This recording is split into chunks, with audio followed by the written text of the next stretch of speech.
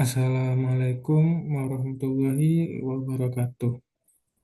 Nah, saya Muhammad Fadil Batullah dengan biasa dipanggil Fadil dengan NPM akhir yaitu 001 dari mata kuliah Keamanan Sistem Informasi dari Paralel B.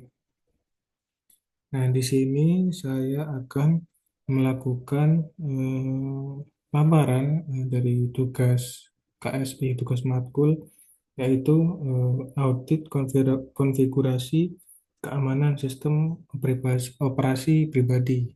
Nah, jadi di sini itu saya akan mengaudit keamanan sistem operasi yang saya gunakan sehari-hari atau laptop yang saya gunakan sehari-hari seperti itu. Nah, eh, untuk yang pertama itu saya tentunya akan membuka Task Manager. Nah, di mana kali ini saya akan menginvestigasi proses bernama Client Server Runtime Process. Contohnya yang client server runtime process yang berjalan pada sistem atau Windows saya. Nah, proses ini merupakan bagian penting dari sistem operasi dan berfungsi menangani perintah dari aplikasi Windows ke Windows. Nah, proses ini berjalan dengan hak akses sistem, artinya sangat vital dan memiliki otoritas yang lumayan tinggi. Namun, hmm, rootkit berbahaya bisa menyamar dengan menggunakan nama serupa. Nah, namanya di sini yaitu CSRSS. Nah, itu bisa menyamar misalnya CSRSS ditambah dengan S lagi di belakang seperti itu. Jadi CSRSS.exe. Nah, agar terlihat seperti proses sistem yang asli seperti itu.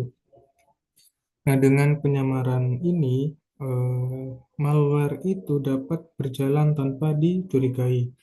Bahkan mungkin memberikan akses backdoor kepada si penyerang seperti itu. Nah, selanjutnya akun. Oke, buka setting. Nah, ternyata akun yang saya gunakan sehari-hari yaitu menggunakan eh, akun administrator seperti itu. Nah, risiko dari penggunaan akun ini adalah jika ada malware masuk, nah dia itu otomatis bisa mendapatkan hak penuh ke sistem tanpa harus melakukan eskalasi hak aksesnya. Nah, hal ini tuh bertentangan dengan prinsip less privilege yang menyarankan si pengguna akun itu dengan hak minimum atau standar user untuk aktivitas yang dilakukan sehari-hari seperti itu. Nah, selanjutnya yaitu ada firewall. Firewall. Nah, ini firewall network protection yang dimana ternyata firewall ini domain network ini aktif, private network juga aktif, public network juga aktif. Nah, eh, ini membuktikan bahwa sistem yang saya gunakan itu aman, pada kondisi aman, karena semua koneksi yang tidak diizinkan akan diblokir oleh firewall seperti itu. Kemudian daftar aturan, rules, dan contoh aplikasi yang diizinkan. Kita buka. Nah, ini. Nah, di sini beberapa rules aplikasi yang diizinkan. Di sini saya akan mengambil contoh yaitu Microsoft Messaging Message. Oke. Nah, Microsoft Message ini terlihat pada daftar dengan status diizinkan. Nah, ya, dengan status diizinkan baik untuk jaringan private maupun yang public seperti itu. Nah, alasan diizinkan aplikasi ini tuh digunakan untuk layanan pesan atau messaging yang memang memerlukan akses jaringan agar mengirim pesan atau menerima pesan. Jika firewall memblokirnya, maka fungsi komunikasi aplikasi ini tidak akan berjalan dengan semestinya atau tidak berjalan dengan baik seperti itu.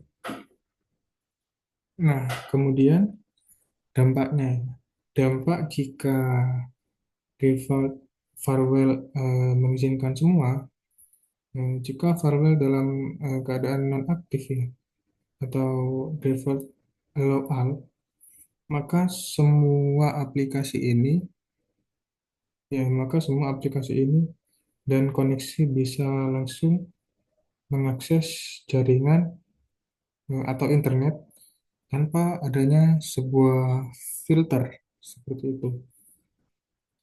Kemudian dampak yang akan diterima atau dampaknya, yang pertama komputer itu atau PC atau laptop yang digunakan sehari-hari itu rentan terkena serangan dari luar seperti malware, exploit ataupun hacker. Ya.